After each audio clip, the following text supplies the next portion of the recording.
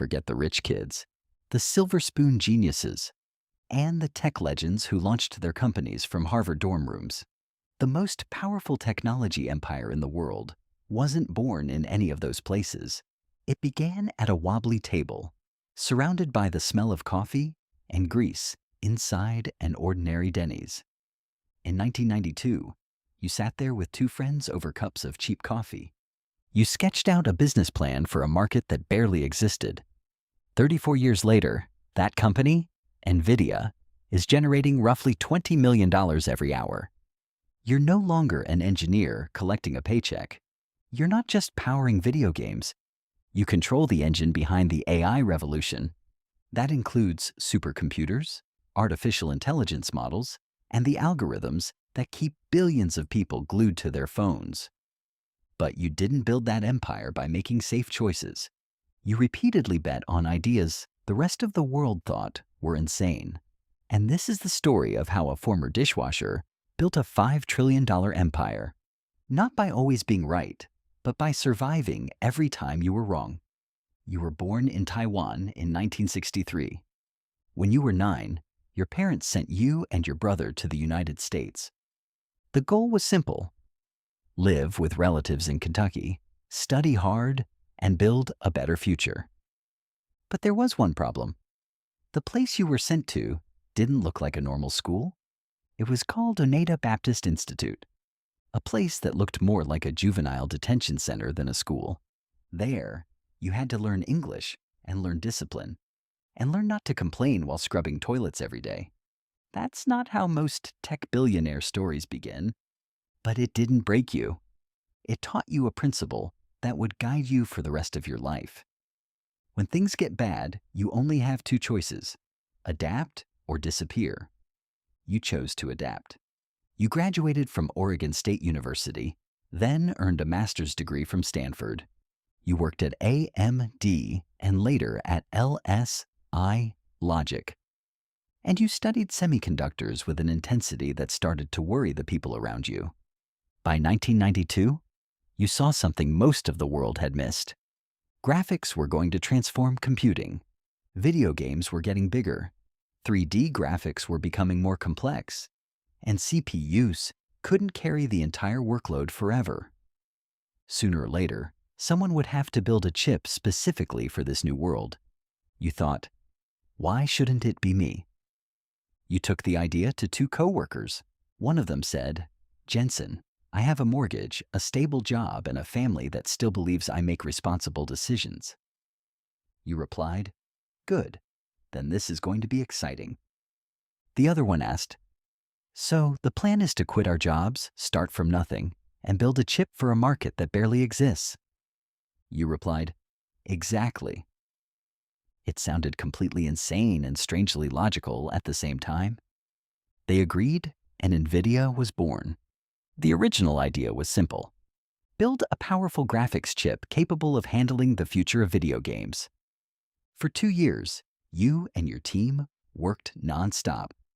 You spent every last dollar you had. In 1995, NVIDIA launched its first product, the NV1. You believed it would change the world. But right then, Microsoft introduced the DirectX standard. The future of computer graphics would be built with flat triangles. An engineer rushed into the room and said, "Jensen, we have a problem."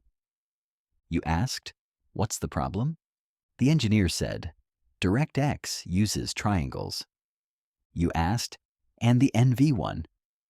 The engineer replied, "Curved surfaces." You froze. The entire industry was moving in one direction, and NVIDIA was the only company moving the other way.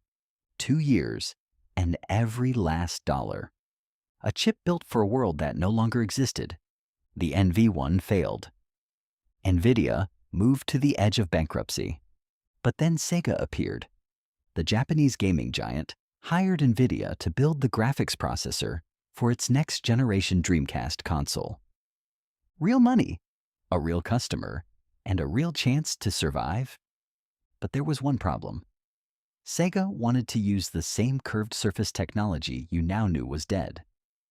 One of your partners asked, we're going to spend an entire year building something we know has no future? You replied, yes, but if we cancel the contract, we lose the only customer still paying us. Then you looked at the team and said, if we're going to die, let's die building the right chip. You flew to Japan to meet with Sega's leadership. You walked into the conference room, bowed, and said directly, this chip is a dead end. You should cancel your contract with NVIDIA and find another partner. If we continue, we'll only be wasting your money. The room went silent, but you weren't finished. You continued? There's one more thing. I still need the remaining $5 million from the contract. Please invest that money in NVIDIA. Without it, our company will disappear. I can't promise you'll ever get the money back. This investment could easily go to zero. But I still have to ask. Sega's CEO looked at you and said, I need a few days. You bowed, walked out, and boarded a flight back to the United States. There was nothing else you could do now except sit there and stare at the Pacific Ocean below and wonder whether you had just saved NVIDIA or personally destroyed it. Then the money arrived because Sega's CEO had agreed. Not because of financial spreadsheets, but because he simply believed in your honesty. That $5 million bought NVIDIA 6 more months of life. It was your final chance. With no plan B and no way out, you and your team started over from scratch, weeks without sleep, fueled by coffee, and only enough money left to cover about 1 more month of payroll. The new chip used triangles and was compatible with DirectX. You called it the Riva 128. The chip launched in 1997, and this time, NVIDIA got it right. Developers could use it, and customers actually wanted to buy it. In just 4 months, NVIDIA sold 1 million units. From the edge of bankruptcy to 1 million units. Most CEOs would have taken a vacation after a comeback like that. But not you. You walked into the office, picked up a marker, and wrote one word on the whiteboard. More. In 1999, NVIDIA launched the GeForce 256 and gave a new type of processor its name, the GPU, or Graphics Processing Unit. To understand the difference, imagine it this way. A CPU is like a brilliant math professor. He solves one problem at a time, extremely quickly, and extremely accurately. A GPU is like 10,000 interns. None of them is as smart as the professor, but they can all perform small calculations at the same time. When a game needs to render an explosion, the CPU has to process each piece in sequence. The GPU divides millions of calculations across the entire army and completes them simultaneously. The result is smoother game worlds and better lighting, and monsters that look slightly less like wet cardboard. Gamers loved it, and developers did too. NVIDIA's revenue exploded. By the early 2000s, you had become the king of computer graphics. Gamers, studios, and game developers all depended on NVIDIA. The safe move was obvious. Keep making graphics cards, sell them to gamers, and make a fortune. Then build a massive museum for your leather jacket collection. But you saw a different future. You looked at the GPU's parallel processing structure and wondered, what if it isn't only useful for rendering video games? What if it could simulate molecules, predict weather, and model the movement of fluids? Or maybe one day teach machines how to think. The chip created for video games was beginning to look like something else, a cheap supercomputer. In 2006, NVIDIA launched CUDA, a platform that allowed scientists, engineers, and researchers to use GPUs for work beyond video games. Then you poured hundreds of millions of dollars into it. The finance executives asked, our gaming business is printing money. Who is CUDA actually for? You replied, scientists, people modeling the climate, developing new drugs, and running fluid dynamics simulations. They said, so not our customers? You replied, not yet. 2 years passed, and CUDA generated almost no revenue. the executives started losing patience. They said, "Jensen, this isn't a business. We're funding a hobby for PhD students." You replied, "PhD students are where the future begins. We don't know what they're going to build, but when they create something important, it will run on NVIDIA." 6 years passed, the gaming business continued making money, CUDA continued consuming it, and there were almost no major customers. And you kept waiting. You weren't waiting for a market. You were waiting for a problem big enough to need what you had built. In 2012, that problem appeared in Toronto. Every year, the world's leading AI researchers competed in a contest called ImageNet. Their software had to identify objects across millions of images. For years, scientists manually designed the features computers were supposed to recognize: edges, shapes, textures, and patterns. But a research team at the University of Toronto tried something different. They created AlexNet, a deep neural network. Instead of telling the machine exactly what to look for, they gave it enough data and allowed it to learn on its own. The problem was that this process required millions of tiny calculations to happen simultaneously. Exactly the kind of work NVIDIA had spent 6 years quietly perfecting. The 2012 ImageNet results were announced. The University of Tokyo came in second with a 26.2% error rate. AlexNet won with an error rate of 15.3%. That wasn't just a victory. It was the complete destruction of the old approach. Your hundreds of millions of dollars gamble had finally found its customer. And then the entire world woke up. Stanford, MIT, Google, Meta, and Microsoft were no longer buying GPUs just to render graphics. They were buying computing power to build artificial intelligence. NVIDIA had the hardware, the software, the ecosystem, and a 6-year head start on the rest of the world. But the more powerful NVIDIA became, the more obvious its weaknesses became. You designed the chips, but didn't manufacture them. Most of that work depended on TSMC in Taiwan. You also didn't own the underlying architecture that determined how processors operated. That belonged to ARM, a British company whose technology powered nearly every smartphone. Apple, Samsung, and Qualcomm all used ARM. You realized the truth. NVIDIA owned the furniture, but it was still renting the building. In 2020, you made your biggest move yet. NVIDIA offered $40 billion to acquire ARM, and if the deal succeeded, you would own the GPU, the software, and the underlying architecture. But there was one problem.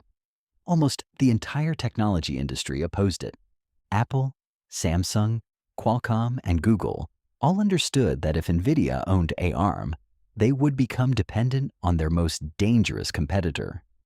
The companies collectively turned to regulators to stop the deal. The European Commission opened an investigation. The United Kingdom opposed NVIDIA's acquisition on national security grounds. After 18 months, NVIDIA was forced to abandon the deal. But that wasn't the biggest problem. Washington called and said, "Mr. Huang, effective immediately, advanced AI chips such as the H100 may no longer be exported to China." You asked, "How much revenue are we talking about?" The answer was essentially, "That's your problem." With a single decision, NVIDIA was cut off from major Chinese customers. Alibaba, Baidu, and ByteDance could no longer buy your chips. You did what NVIDIA had always done. You engineered your way around the problem.